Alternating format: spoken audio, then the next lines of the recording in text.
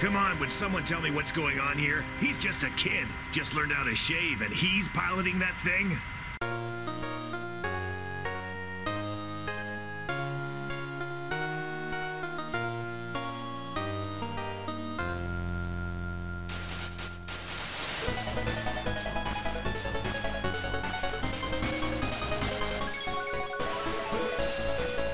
Hello and welcome to It's a Gundam, the Gundam Seed episode-by-episode podcast. I'm your host, Jeremy. Buster Rifle. I'm Tyler. I've always been partial to Vulcans. Yeah, or they're cool. They're just very not effective. And my name is Zach. I mean, they're good for taking out not mobile suits. Incoming enemy missiles. Yeah. Tanks. All sorts of uses for Vulcans. Wasn't like Shenlong's thing that it had fancy Vulcans? I think Wing Zero had the machine guns in the shoulders, if that's what you mean. Wing Zero definitely had machine guns in its shoulders. I thought like literally all of the Gundams in Wing had that. No, they're all in the head. Oh, that's lame. The Easy 8 has the giant chest Vulcan. From 08th MS team. I think the Heavy Arms has Vulcans in its chest too. Has like Gatling Vulcans. I think it also has standard Vulcans. When did that become a thing? This is a Vulcan gun. I think they call them Vulcans somewhere. Probably the original Gundam. Quite possibly. That would be my guess. Although, to counteract Buster Rifle, Gundam Hammer, or else Yeah. Gundam Javelin! Gundam Javelin's the best. It is, actually, although it's actually a terrible move. It's just fun. But enough about Gundam Battle Assault 2, a game you should play if you like Gundam and haven't. We're here to watch Episode 3 of Gundam Seed, called Collapsing Land. If you haven't watched our previous episodes, well, they're podcasts, so you would listen to them instead. But if you haven't listened... I could post them on YouTube, then you could watch them. There just wouldn't be anything going on. We might. If you haven't listened to our 2 previous episodes, you can find them on www.lasttimeonvideogames.com. But if you don't want to for some reason, Tyler, what's the story so far? There are these guys, they're called Zaft. They attack a neutral colony that's harboring some Earth forces prototype mobile suits. Zaft goes and steals all but one of them. Then Kira Jesus Yamato gets into one of them and is like, guess what? I can program an entire OS and hot patch the kernel while it's still running and fight them off. You forgot the deuteragonist, Athrun, who is Kira's childhood lover, who went to Zaft when his parents moved away. Yeah, and is one of the people who stole the mobile suits. That's right. Athrun goes and tries to kill Kira and is like, Kira? And then they both have a romantic flashback with each other with cherry blossoms and Negaverse Athrun. And Technically, he was trying to kill somebody else, not Kira. Also, Kira has friends. Yeah, apparently he has friends. That puts him over Amuro Ray, who is just in his boxers fixing computers and ignoring alarm sirens in the first episode. Honestly, that's exactly what I'd be doing. Oh, yeah. We know. He's 100% relatable, don't get me wrong. Who's this Kira guy with his friends and his doing Jesus schoolwork skills. And his apparent job. He has a job? I always figured it was like an internship or something with Morgan Rate. It seemed like a work study thing to me. It seemed like a graduate position to me. Like he was going, that's his master's He's project. 16. His job like affair there. That's not uncommon in Germany. He's clearly in college, so don't get me wrong. Yeah. But because he's moved away from his parents. But ages are weird in this game. Show. Yep, it's a game. It's a game show. It's called Who's Gonna Die Next. Okay, who's your bet on, Tyler? On Who's Gonna Die Oh, wait, Next. you've seen this episode, huh? Yeah, I Because have. we watched it beforehand.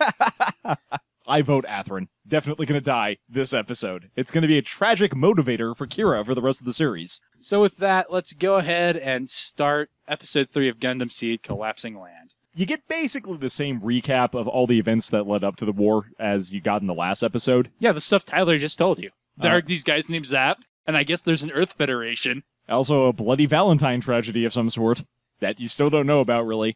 The thing that I've noticed is that the end of the recap begins with ends with the recap of the last episode's ending, except the recap is slightly different than how the episode actually ended. Like, characters say different things, or like slightly different events happen. It tends to be from a different perspective, or things are embellished on a little bit. Yeah, it's mostly embellishment, I think. But, like, in this, you get La Crusade saying different things in response to the warship, and Kira going, I have beam weapons, which is definitely not something he said at the end of the last episode. Beam cannon? Wasn't it labeled? Yeah, it is, actually, so... Well, wasn't he in the ship when it was getting put on, though?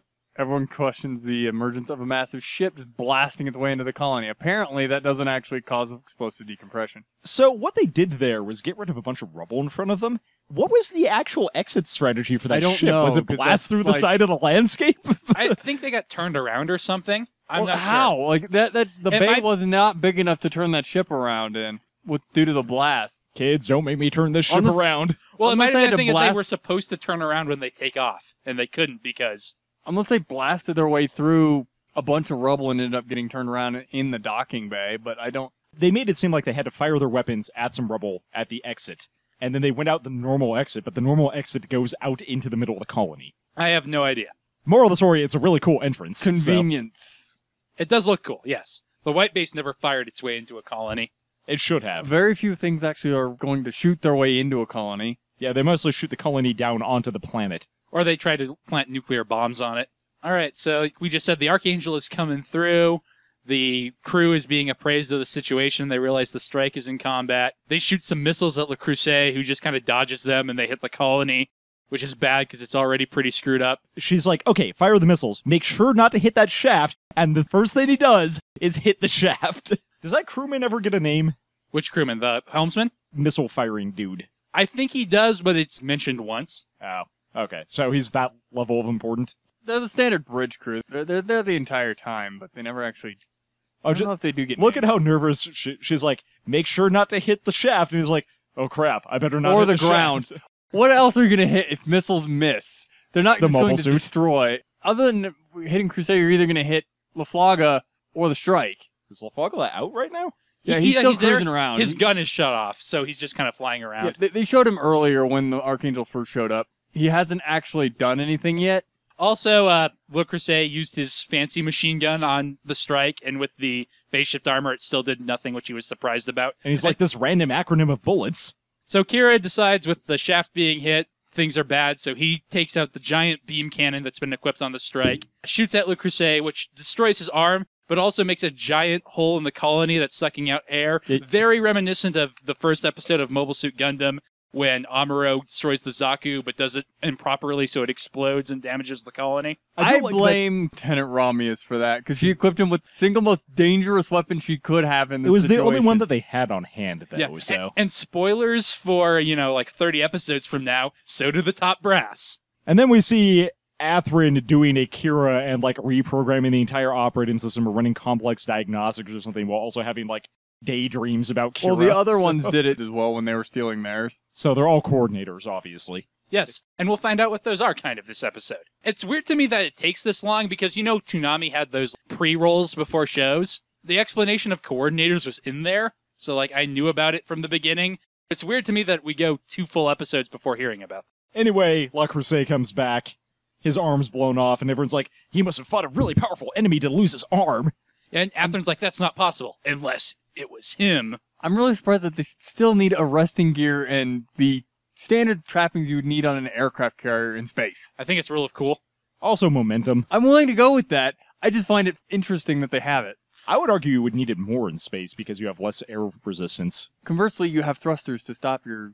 Oh, yeah. Yeah, that's a good point. I mean, you're not coming in at, Mach 3 like we are having To be fighters fair, land we're on going to aircraft see carriers. Mulaflaga get crashing into the Archangel cockpit quite a few times. Wait, the cockpit? Cockpit, what did I mean? Hangar? Hangar, thank you. So anyway, the Archangel picks up the strike.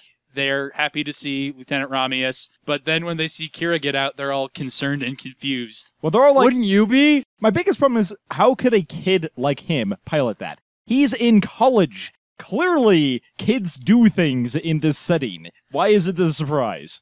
Yeah, I don't get it either. I think it's more concern over, hey, a random civilian is in our super secret military weapon. That makes more And sense. here comes, everyone's talking about Kira being on there. LaFlaga shows up, introduces himself, and he is just, like, I'm a badass. swaggers up, too. And also he diffuses the situation by doing it, which I think is kind of intentional on his part. Maybe I'm reading into it. I Well, think I'd it totally believe it. is. Given the way he behaves throughout the rest of the episode, I totally see him doing that on LaFlaga purpose. is a total badass. He has the pin and everything. He is Char from Zeta Gundam, who is best Char. Isn't that where it's good guy Char? Yeah, exactly. Who's disguised as sunglasses, which isn't a mask, so no one should know who he is. But he still paints his mobile suit bright red and goes out, and people are like, oh, hey, Char. He's like, I'm not Char. Yep, whatever you say, Char. Anyway, LaFlaga asks And- for permission to board the Archangel. And we find out that he's actually the highest ranking individual on this ship. He's also a lieutenant, so he's equal in rank with Lieutenant Romulus. He's got her on seniority. He does. claims to outrank her later in the episode. It's on seniority. They are the same rank. He just have higher authority. I think he's a first lieutenant, and she's just a lieutenant. Well, the Japanese military is different than ours, so sometimes that's hard to translate. So it might be something like that. Anyway, they end up giving The ownership of the ship to Romulus. Yeah, because as Natarl explains, everyone else is dead. She's the highest ranking person still there, at least from their group, since obviously LaFlag is an outsider, and since his ship blowed up, he wants to hang out with them. Yeah, that's understandable. I mean, he could hang out on this sweet colony. It's going to be around for a while. And then it turns around to who the hell is Kira again. And Mu makes the deductive leap that he is in fact a coordinator, based on watching him fight. This causes all the Earth Forces guys to basically point guns at Kira. Although it's not yet explained what a coordinator is, although it is vaguely implied that they're genetically enhanced in some way. At least that they are better than normal people. Kira explicitly admits that his parents were naturals and that he's a first-generation coordinator. Well, and Mu makes him think, hey, I wasn't trying to make a big deal. It's just that I saw the people who were supposed to pilot this, and they weren't nearly as good as him. Also, I really like Tal steps in front of Kira, so we start to see some characterization on his group. Tal moves to defend him immediately. I mean, people almost point guns at Kira. Almost point guns? Actually, I realized they didn't actually point guns at him. They all readied guns. They never actually pointed them at anything. You should never raise your gun unless you're ready to shoot, by standard firearm handling. So anyway, back on the Crusade ship, he's happy that Miguel got footage of the strike being awesome, so people won't make fun of him. But he says, I don't know why its OS is so much better than the crap ones they had before, but obviously we need to take it down because it has a huge-ass cannon. That thing's got a big gun. Yeah, they're actually all surprised that a mobile suit has that firepower. Which makes sense because it's not a warship. Athrun wants to sortie out to go after Kira, but he doesn't have a mobile suit, so they won't let him because obviously they want to send out the guys who got beat up in the previous fight. Because clearly they're the ones you should send on this super important mission because they want revenge. They're giving them D-weapons, though. Yes, which are basically missiles. Yeah. Big missile. Romulus stands up for Kira and basically says he saved our asses. Don't shoot him. Also, clearly, he isn't with Zaft because he's here in a neutral colony. And it's apparently not that uncommon of a thing for coordinators to be roaming around in this particular country. Although, I'm not sure if it's important, but it's implied the coordinators are mostly allied with Zaft, which probably explains how they have managed to stand up to the Federation so far. It is important, yes. Mm-hmm. Kira being neutral, like I said, it isn't that weird, but people kind of assume if you're a coordinator, you must be working with Zaft.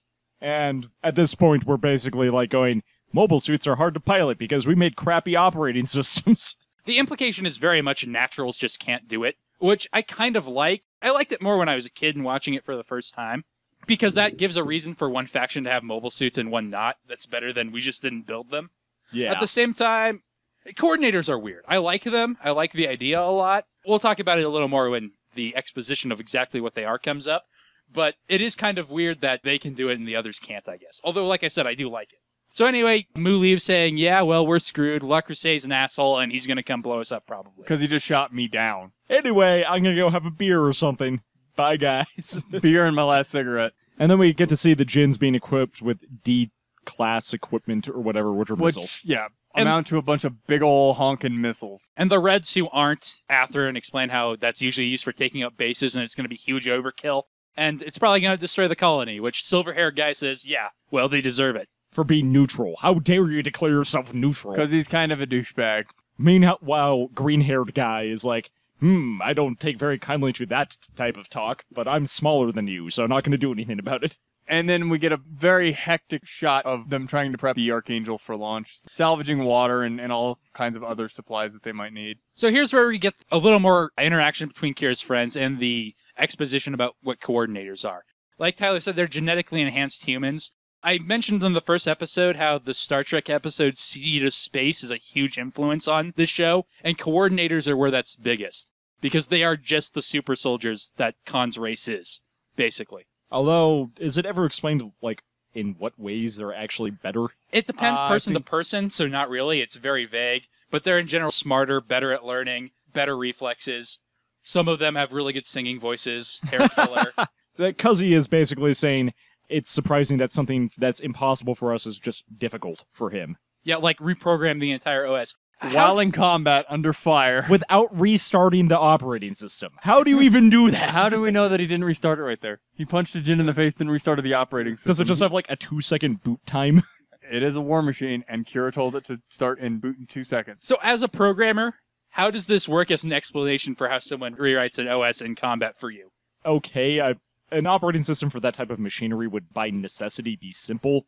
I feel like it would take more than 30 seconds. Would it be possible to do a rolling restart on the system to input new code? No, you can actually rewrite. It's actually a thing they recently introduced with Linux, is that you can actually hot swap the kernel, so it can actually update itself while running, which is actually really, it's kind of a new thing. So it's possible, but writing the operating system in the middle of combat with one hand is... I think To be fair, he uses both hands. Oh, does he? Okay, fine. Throwing off the gauntlets, using both hands to write all of his code. From the programming perspective, that's pretty redonkel balls, regardless, so... But this is power fantasy. That is true, but like he writes a whole new GUI and like, man... He's like, yeah, no, this... The user interface seems the same. I don't think he writes a new GUI. That's possible. What did he actually change then? Like, what was wrong with the operating system? I think it just didn't maneuver very Technobabble. quickly. Or, like, not enough parts could move at once, maybe. I think I'm going to have to go with Zach and say technobabble. That's her excuse for it not working well. The operating system would have to have extraneous while loops. They to make never stuff move slower. actually explain what was wrong with the operating system. You get a lot of people talking about, how are they expecting to use this kind of machinery with this kind of OS? Maru did Well, look drunk trying to pilot it. I just figured she was bad at it.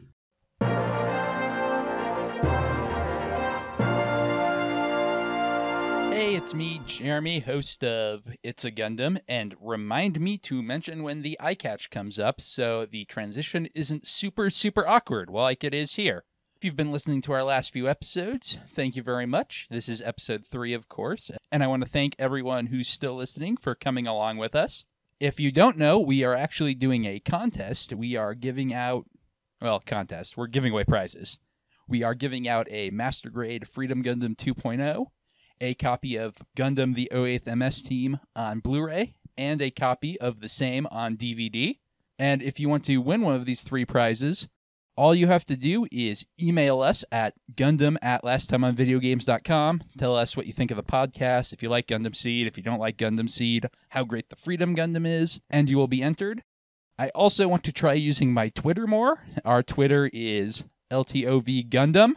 And to help promote that, you can also enter by sending a tweet with hashtag Gundam Podcast, just saying what you think of the show. If you email us and send a tweet, that will be 2 entries. There will be only 1 prize per person, but it will double your chances of winning. Whoever we pick out of the hat first will get first pick of the prize. Second, we'll get to pick from between whatever the first guy doesn't pick. And whoever gets third will get what is left. So yeah, hopefully you're enjoying the podcast. You've stuck it out for 3 episodes, so that's a pretty good sign. I'm just going to go ahead and let you get back to it. Again, that's email us at gundam@lasttimeonvideogames.com. or tweet using the hashtag Gundam Podcast for us to see. Also, if you could give us a review in whatever podcatcher you choose, iTunes is still not working when I'm recording this. Hopefully it is while you're listening to it. But if you could give us a review, that helps us out tremendously.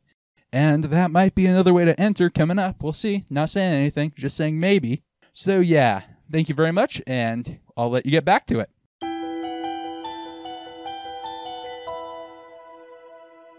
So speaking of the OS, we now get our first scene of Natarl, Maru, and Mu talking things over. I'd never realized beforehand that that shot between the 3 gives you a pretty good indicator of Mu's character as opposed to the other 2.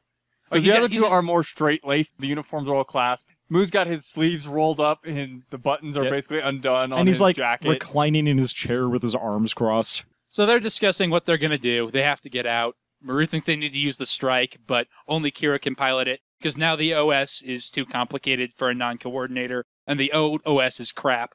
And Mu basically said he couldn't pilot it even if it still had the old OS. So again, here we get some Star Trek influence. It's not a 1-for-1, but Mu is pretty Kirk. Maru is kind of Bones, and Natarl, if you bang on her hard enough, fits in the Spock hole. I was thinking Maru was actually more the Kirk. She's definitely the captain, but Mu is the cavalier guy who is going to be going out on missions. He seems more like the id to me, and therefore I don't think they fit role. into id, ego, super ego very well, but Natarl is also very military, more than logical. She wants to do things by the book, so she doesn't want to use Kira Whereas Maru is kind of more of caring isn't the right word. She's willing to do it, but she's going to feel guilty about it because it needs to be done. Whereas Mu is more of, let's take a chance because none of us can do it. Mu tends to be the middle between them very much. Which is more the Kirk role. Maybe he should be captain. Yeah, but he doesn't want to be. So, and if he was captain, he wouldn't be able to go out in his sweet Mobius Zero. that is Which true. they apparently just had spare parts for lying around in spades, given how many times that thing gets shot down. What's even sillier is how many they decided to bring with them. Because, like, having all the spare parts makes sense somewhere on the base. The fact that they took up that much storage space on the Archangel with all the spare parts. Given Well, that they're not transporting anything else. Yeah, they're designed for 5 mobile suits and they have 1. Oh, well, okay. Never mind then.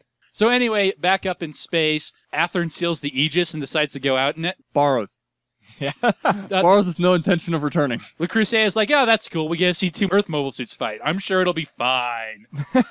We get to see... Zaft is very laissez-faire with their command. I think it's just him. No, it's kind of a General Zaft thing. I actually like, they're like, Sir, we see a life pod with no life signs on it. Jettisoning. No, let it go. It's okay. Anyway, they see the jammers are flaring back up, and the Archangel now realizes they're going to be attacked again. And they're inside the colony, which they want to try and not destroy, so that's a problem. So meanwhile, Maru is trying to convince Kira to pilot their Gundam for them, but he's being a whiny teenager who wants to be neutral. Also, they explained that because of all the damage, the shelters are now locked down, and they just can't throw the kids in there even if they wanted to. So they have to basically keep them on the ship so they don't just die. And then Ramius finds out that they're under attack, and all the kids hear about it. And Kira is like, I'm the only one who can do it. This is so not fair. And actually, right here when they're talking about this conversation is when we find out that Mu has seniority on. Yeah, and also he doesn't Maru. want to be captain because Yeah. he doesn't know the ship is his excuse. And later it will be, we have 2 units. I'm the only one who can pilot one of them. So probably shouldn't be me. But for now, the Mobius is still too damaged to fight. So it's up to Kira Kira to save and the the day. Lohengrin. And the sledgehammers. I feel like it's the Godfrieds that get used today. The Lohengrin And is the too God. powerful. Well, I was just naming equipment. And then Toll and what's-her-face, whose name I don't remember. She's got it. Marialia. Oh, yeah, Mariaria. Are apparently dating, I assume? Yeah, Okay. that's pretty established. I just assumed they were friends and both had Kira as a mutual friend. So they decided to sortie the strike because Kira apparently agrees with them because he's like, you guilted me into this. To avoid putting more giant holes in the colony, they equip it with the Sword Striker this time. Which I is love a sword and boomerang. I love the Japanese in this because it goes, Sword the Striker! Oh, it's a sword. Because the name of it is actually an English name, and then he proceeds to speak in Japanese. So Yeah. Well, it's like the Blue Eyes White Dragon and the Azure Eyes Silver Dragon, which are Blue Eyes White Dragon and Blue Eyes White Dragon in Japan, but that doesn't really work in English. The sword striker is basically a thing with a claymore. It's a big sword. It's not a sword and shield. It is a big two-handed Zweihander And type instead of sword. being a beam saber, which is kind of common for Gundam, it's like a physical sword with like a beam edge, which is kind of cool. It's cool. I didn't like it as a kid because I was like, why not just have a beam saber? But the more I look at it, it is pretty cool. It's also got like a giant sharp bit on the top. It's also a much more like real, like we could actually make something that does that. Yeah, because Gundam beam sabers are weird. They're not actually light. They're like a pseudo energy that's made up. They're Plasma type Kakarov thing? particles or something. Minovsky particles. Yeah, okay. I knew it was some Russian name. But yeah, we could actually make a laser between 2 bits of steel like that. But as we'll see, beam sabers are totally a thing and were invented before this. Ostensibly, it's supposed to be better at taking out battleships. I can see that, But because you got weight behind it. Yeah, but I don't see how weight helps you with a beam. It doesn't. It helps you swing it, and so you have momentum to carry through. Okay. And it means if you run out of juice, because it's a big heavy metal stick, Yeah, you can still smack things with it. That's it's still fair. got some weight to it. That's fair. It's got the sharp Souls. bit on the end, too. So they identify the Aegis, and a bunch of Djinns have come to attack them. And everyone's like, oh no, this is important enough, we need to do a face cut. And Maru here confirms that physical weapons just don't work on phase shift armor. Or projectile weapons, specifically. So they Wouldn't a said, beam cannon work? yes, it would. Okay. I think that's why they're deploying their beam cannons. Details. So Miguel is all taking charge. He's like, Athrun, show us that spirit that made you defy orders. And Athrun is just not into it at all. Yeah, that's He like, looks bored. Whatevs. I really don't like this shot. Again, this won't work for this one right here. For people watching it, it just looks so static as we see Kira's friends watching on the main monitor.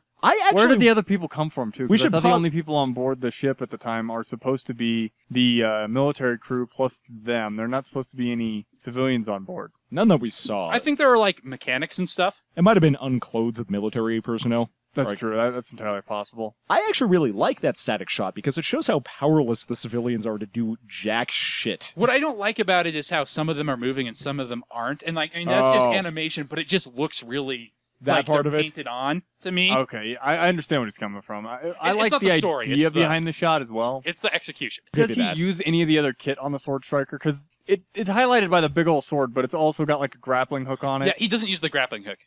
And fight. he does chuck the boomerang, though. Yeah. Yep. Which is also a uses cool the beam buckler. like boomerang thingy. I didn't know it was a boomerang. I thought it was just a beam saber, and he just like hucked it, and like, okay, well, that was stupid. But... Also, in this series for Gundam, the shield is really useful. So immediately, Kira engages Miguel and the Jin, who fires like a beam at it and hits the central column supporting the colony. I'm not entirely sure what that column does, but It looks helps. important, right? yeah, it does look important. It helps keep the colony in one piece. I'm not sure how it does that, I guess, but it doesn't matter. People are really terrified when it gets hit. Kira is incredibly concerned about hitting the colony, despite the fact that he's got a sword. It's really hard for him to hit the colony unless he's trying. I think his concern is more that obviously this guy keeps hitting it, and he keeps evading, which he kind of has to. Miguel is firing these giant-ass energy blasts from a rifle, and Kira's just like, buckler. Yeah, the shields are really good at stopping beams in this series, which I actually like because it gives them a use. Ceramic ablative armor. And it makes sense given the armor stops physical weapons. I have the shield for beam weapons. It adds stakes, and I think it's cool. The Jin start deploying their D-type weapons, which are giant missiles. They actually make a really cool launching noise, too. And the Archangel mostly shoots them down with Vulcans, although they're apparently getting hit, even though you never really see them getting hit. Oh, there were totally other civilians. Oh, no, never mind. That's inside one of the that's shelters. a shelter. Yeah, we see inside the shelter Kigali was in, and the important thing is they can be ejected as escape pods, we learn. And they might be if the battle gets harder. Yeah, so Kira's fighting Miguel and continuing to miss with the sword, even though he's easily dodging all the shots he's firing. Kira is clearly not that good at using that sword yet. And at this point, Athrun joins the fray, and Miguel's like, hey, flank him! And Athrun's like, yeah, I guess. So Kira grabs the boomerang, which we don't know is a boomerang at this point, throws it, Miguel dodges it, it's like lol. Of course, like all boomerangs, it comes back, setting up for Kira's first kill. The boomerang takes off the legs of Miguel's Jin, and then Kira cuts him in half. And while the Jin is stunned, yeah, Kira goes in with this awesome, like, diagonal downward slice. The action shot is fantastic. That is a really good shot you paused on. I know you were, but that is just a really good shot. Like, the entire scene of him actually managing that first kill was just great. And I want to talk about Miguel a little bit, because in a lot of video games, he actually lasts a lot longer. And the original plan were for him to go on for a little longer before Kira killed him, to be more motivation for Athrun. But he's voiced by the lead singer of TM Revolution, who do the opening scene, and he had a bunch of other obligations, so they couldn't keep him around. They had to write him out of the show, basically. Yeah. So he's a very popular character for one who gets killed in the third episode. He's actually got a lot of personality for a... Character that dies that early? Yeah. This is a thing Gundam Seed is good at, is characterizing a character swiftly so you can feel bad when he's murdered. And I do actually Although it does kind of telegraph some of them. Yes. I don't really feel bad for any of the other Jin pilots, but I did actually kind of feel bad for Miguel when he died. So And so does Athrun, who yells his name. yeah, Like Well, he got Rusty. a name. Before him. yeah, and then Athrun's like, Miguel, I presumably knew you for a couple of years or something. Mu manages to take out one of the Jins with the Godfrieds, which are the main laser cannons on the Archangel, but he also hits the colony, which is And he's bad. like, oh crap. A bunch of stuff starts exploding. I would like to point out really quick that at one point, Mu has to ask for manual control of those lasers. Why would you not just have a button that's like, take manual control? Why do you need permission? He's sitting in the CIC, which is where you identify enemies, so it might be that he's not at the console for that, is my assumption. That's fair. So Kira and Athrun are staring at each other, wondering if that's who they are, and Nataro's like, hey, Kira, what are you doing? They contact each other. And then they have radio contact. Athrun's like, is that you, Kira? And Kira doesn't respond, and Athrun's like, it must be you. Is that you, Athrun? And they're both like, hey, why are you here? And the other Jin gets shot down by the Archangel. And launching accidentally all of fires its its missiles. into the remaining supports of the colony. They've got plot-seeking devices on them. Well, yeah. I mean, and get used to these shots of transparent characters overlaying mobile suits while they yell at each other. That's fine, honestly. I actually like it. And then we're treated to lots of shots of the colony collapsing. I love how the colony breaks apart, like it's just welded together in spots, basically. That's actually pretty cool.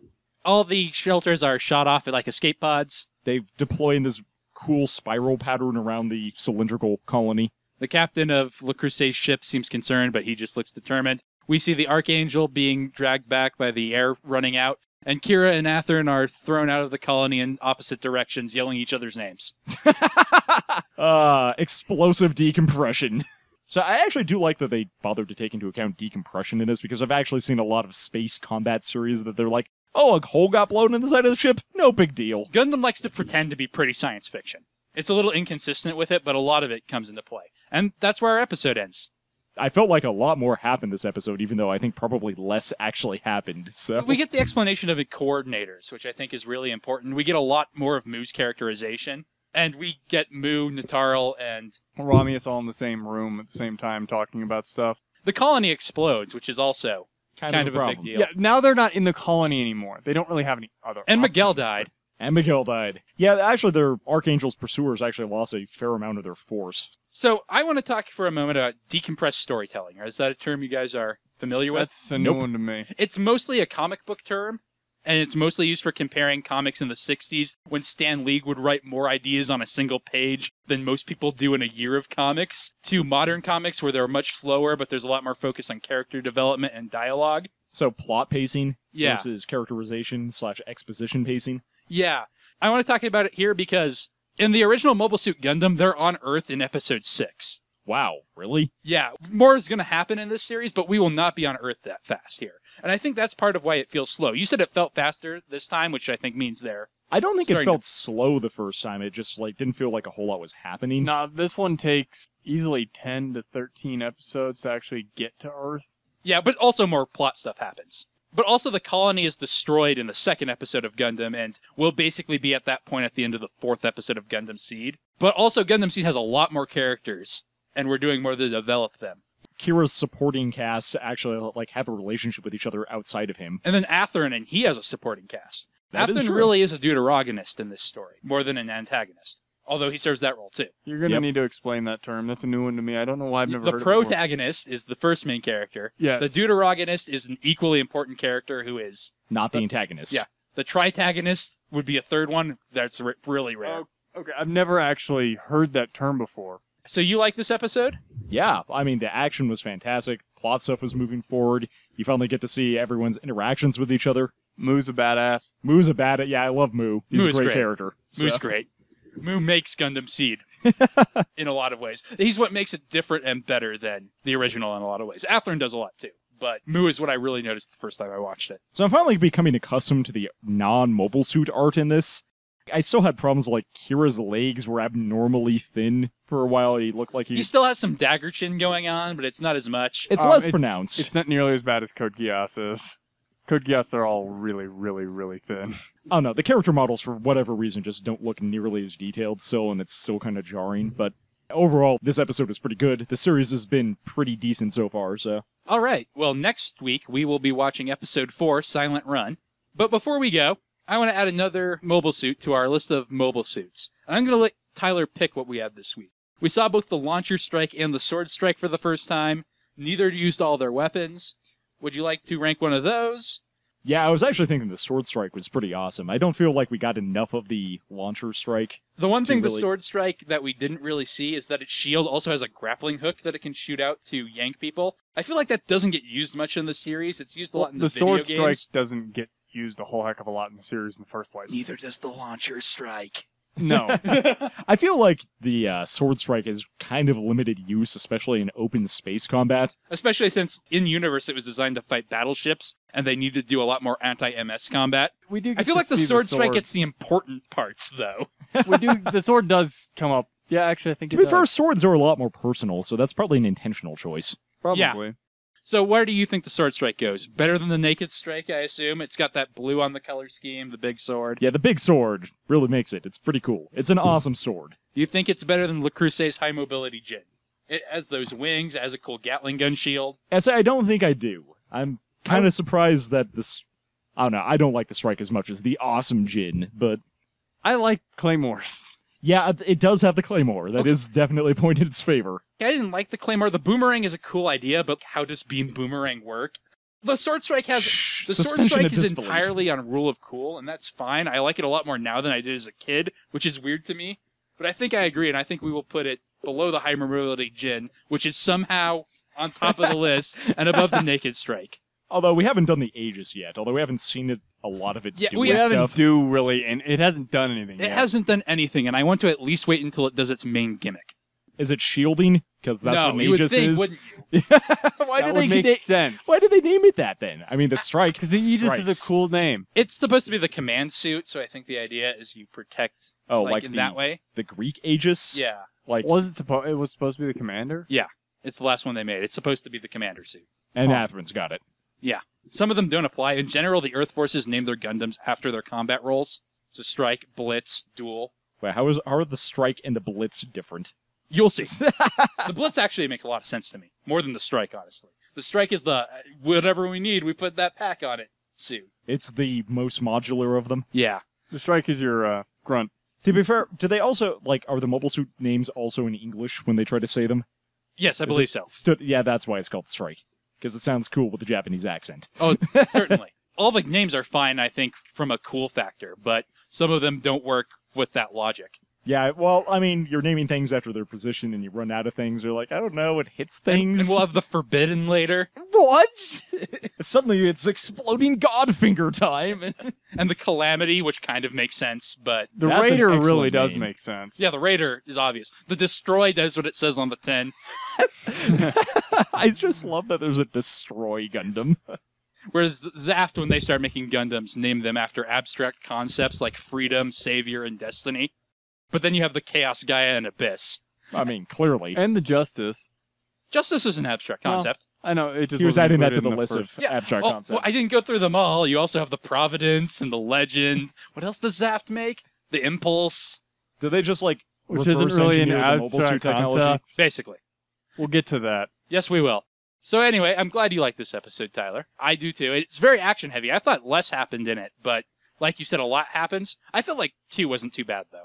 No, it really wasn't in retrospect. It just, while I was watching it, it felt slow, but So maybe when it was over, I felt like, oh man, that's it. But I realized it was kind of, I wanted more, which is probably a good thing. Not yeah, and it's Nothing definitely happened. been doing that. I feel like these episodes are really short, but I mean, they run in a standard half-hour time slot, so I think that's just indicative of good cliffhanginess. Well, it keeps Yeah. making you want to come back and watch more of it, which is good writing. Yep. I mean, certainly I want to watch more of the series, so good job, Seed. All right, so we will be back next week with episode 4, Silent Run. If you want more of our content, you can go to www.lasttimeonvideogames.com, where we have another podcast, Last Time on Video Games, where we play old video games. You can also find old episodes of this show, our Mobile Suit ranking list.